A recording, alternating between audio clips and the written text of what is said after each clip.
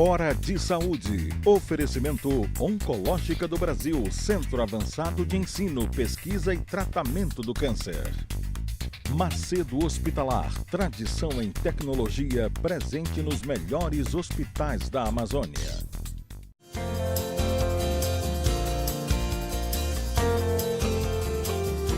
Caros amigos, bom dia e mais uma vez estamos aqui no nosso programa Hora de Saúde. Hoje, um convidado muito especial, meu amigo Fabiel Vendramin, cirurgião plástico, professor de cirurgia da Universidade Federal do Pará e que, anualmente, eu sou responsável por um curso de emergências em medicina e ele que vai falar sempre no nosso curso sobre o grande queimado, né? Eu sempre falo que o Pitangui ficou famoso por causa de um incêndio que ele cuidou de todo mundo. No circo. No circo. Eu era criança nessa época. Eu sou bem mais velho que você, é por isso.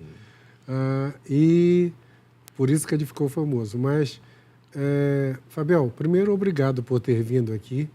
E segundo, já que esse é um programa de utilidade pública, o grande queimado na nossa região tem onde tratar? Sim. Primeiramente, agradeço aqui a oportunidade de estar no seu programa, muito bem conceituado. E hoje em dia, o grande queimado, desde que houve a construção do metropolitano, houve essa preocupação do Estado em realmente ter um local para tratamento de grande queimado no Pará. E lá é o setor que existe hoje em dia de tratamento dos pacientes grandes queimados. É a unidade de referência de queimados lá no metropolitano. O tratamento imediato de todo queimado, que é lavar e não deixar complicar, né? Não deixar infectar, que é a grande preocupação que a gente tem. E depois vem o trabalho de vocês de restaurar tudo isso, é isso? Na verdade, sim, a primeira grande coisa que se tem que fazer no atendimento de urgência e emergência, e às vezes nem sempre é na unidade do metropolitano, é de você hidratar, se preocupar com o choque do grande queimado. Certo. Depois disso é que você já pede uma transferência para a unidade de queimados, ou se não tem isso no estado, para uma UTI.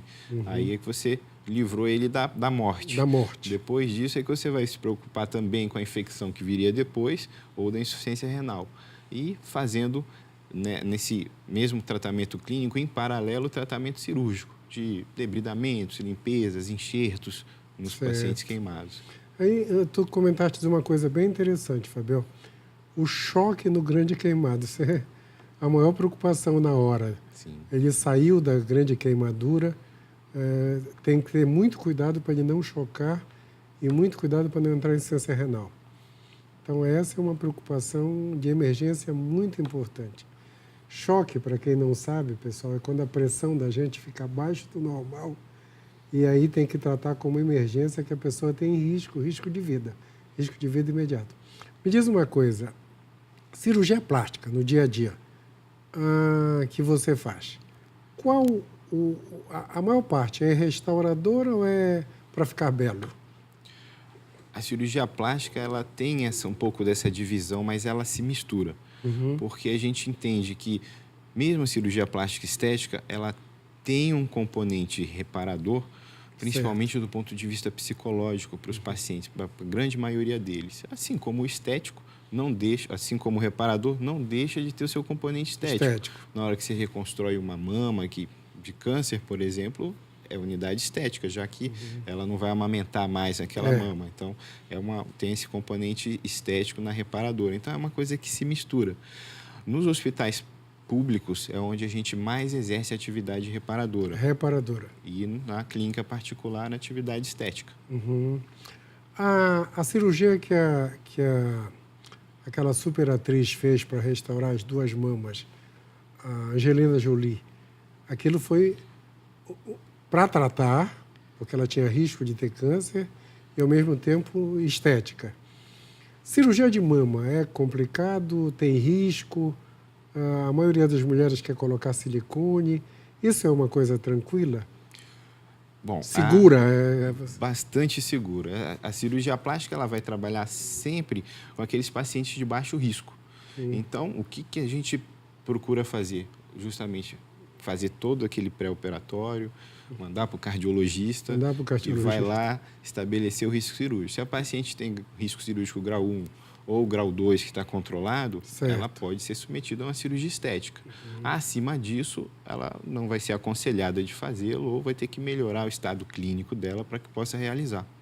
Dentro das estéticas, o que é mais comum no dia a dia? Bom, a lipoaspiração, ela sempre vem em primeiro lugar, brigando com o implante de mama, né, com a prótese mamária, mas sempre está ali, essas duas são as que são as mais realizadas no âmbito da cirurgia plástica. A lipoaspiração hoje, você escultura uma pessoa, é isso? Sim.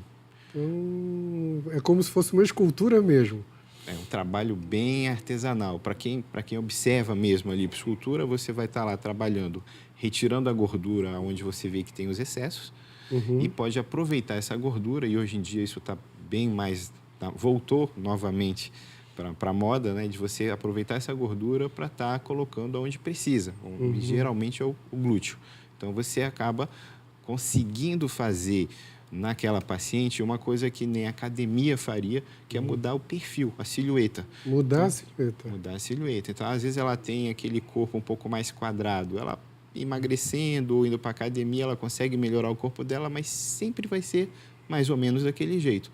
E com a lipoescultura a gente consegue, então, melhorar a silhueta, cavar mais a cintura, deixar o bumbum mais projetado, e isso tudo é o grande benefício da lipoescultura.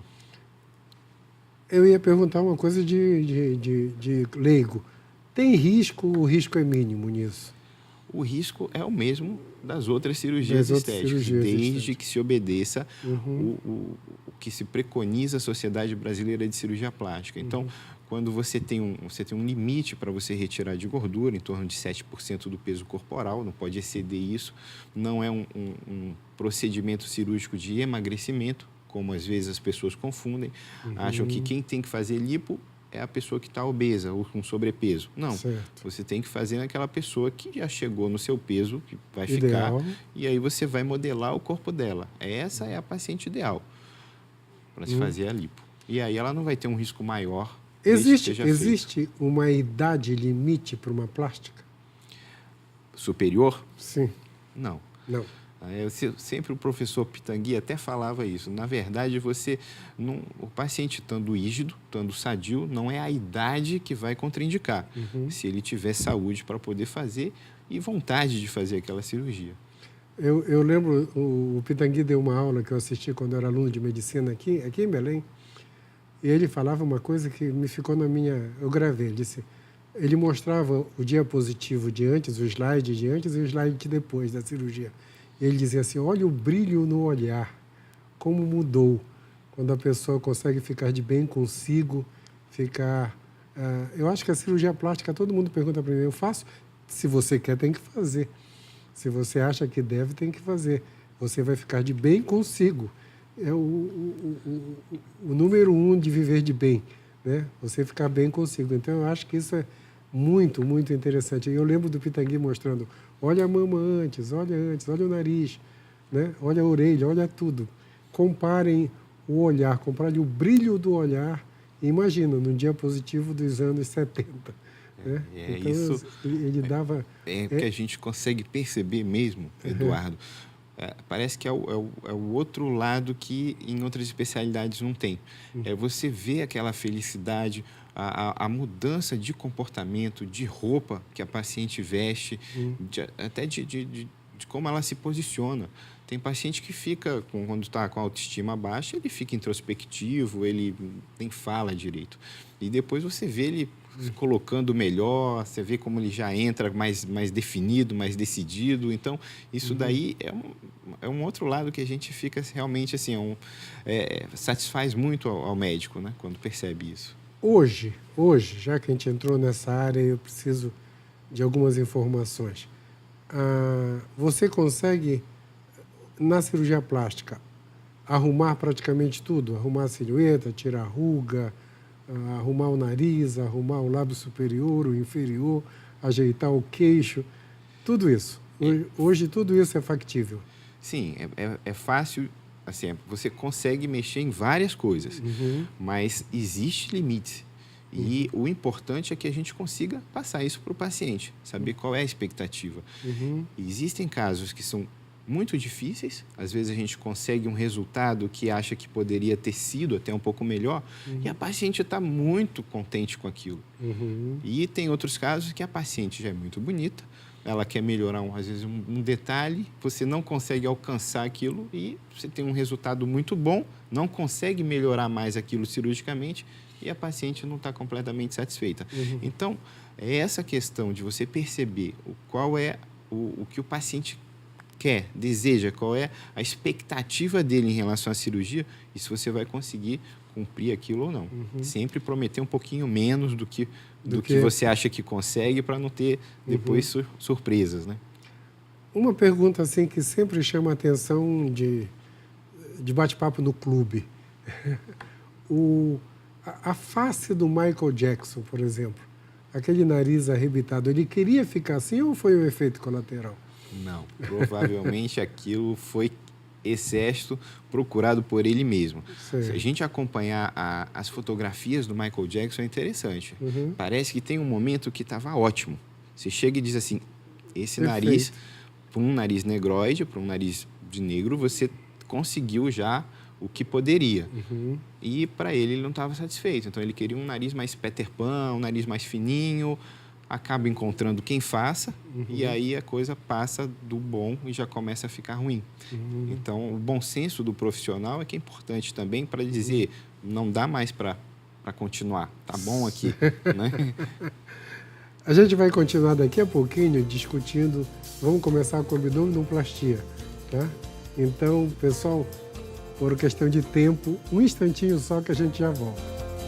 Hora de Saúde. Oferecimento Oncológica do Brasil, Centro Avançado de Ensino, Pesquisa e Tratamento do Câncer. Macedo Hospitalar, tradição em tecnologia presente nos melhores hospitais da Amazônia.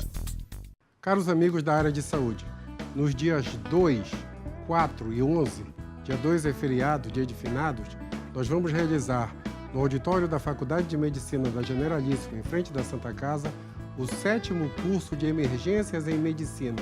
É um curso de 40 horas, com 25 profissionais, os mais importantes da região, que vão falar tudo, desde cisco no olho até acidente vascular cerebral. Tudo de emergências em medicina para a área de saúde. Aguardamos vocês.